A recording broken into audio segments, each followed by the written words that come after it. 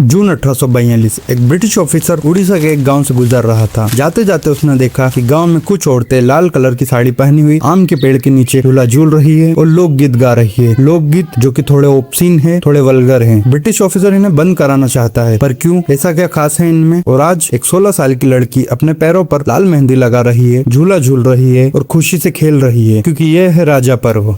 उड़ीसा में मनाया जाने वाला 3 दिन का एक फेस्टिवल जो सेलिब्रेट करता है मेंस्ट्रुएशन को, जो प्रमोट करता है फेमिनिज्म को और वुमनहुड को। ऐसा माना जाता है इन 3 दिनों भूदेवी, जो कि विष्णु जी की पत्नी है, गुजरती है अपने 3 दिन वाले मेंस्ट्रुअल साइकिल से। और इसलिए ही इन दिनों ना कोई फार्मिंग होती है, ना कोई जुताई होती है और ना ही कोई आयरन टूल यूज किया जाता है। बस जमीन को आराम दिया जाता था। लेकिन यह सिर्फ एक एग्रीकल्चरल ट्रेडिशन नहीं है, यह एक 2000 साल पुरानी कहानी है उस सोसाइटी की जो वुमन बॉडी को डिवाइन मानता था, मेंस्ट्रुएशन को इम्प्योरिटी नहीं शक्ति मानता था और वुमन राइट्स और फ्रीडम की बात करता था। हजारों साल पहले उड़ीसा कोस्ट पर एक यूनिक सिविलाइजेशन थी, द्रविडियन तांत्रिक, जो कि डीपली कनेक्टेड थे नेचर से। यहाँ जमीन उपजाऊ थी, मानसून अच्छा था। लोग यहाँ मानते थे यह सिर्फ जमीन नहीं, यह एक लिविंग एंटिटी है, जैसे वुमन भूदेवी। एंशिएंट टेक्स्ट मादला पांजी में मेंशन है कि आषाढ़ मास में भूदेवी अपने मेंस्ट्रुअल साइकिल से गुजरती थी और इस वक्त कोई काम नहीं होता था। और वहाँ के राजा ने एक नोटिस भी जारी किया था कि अगर कोई जमीन खोदे तो उसे सजा मिले। धीरे धीरे इस ट्रेडिशन ने फेस्टिवल को एक स्पिरिचुअल मीन दिया। जब मेंस्ट्रुएशन इम्प्योर था उसे क्रिएशन की सबसे पावरफुल फोर्स बताया। और फिर यह ट्रेडिशन जगन्नाथ मंदिर तक भी पहुंचा और इसके लिए अलग रिचुअल्स भी होने लगे। और फिर इंग्लिश एरा में अंग्रेजों को यह अभद्र लगा, उन्होंने इसे सप्रेस करने की भी कोशिश की और मिशनरीज भी इंट्रोड्यूस करी, लेकिन लोगों ने रेजिस्ट करा और जिंदा रहा राजा पर्व।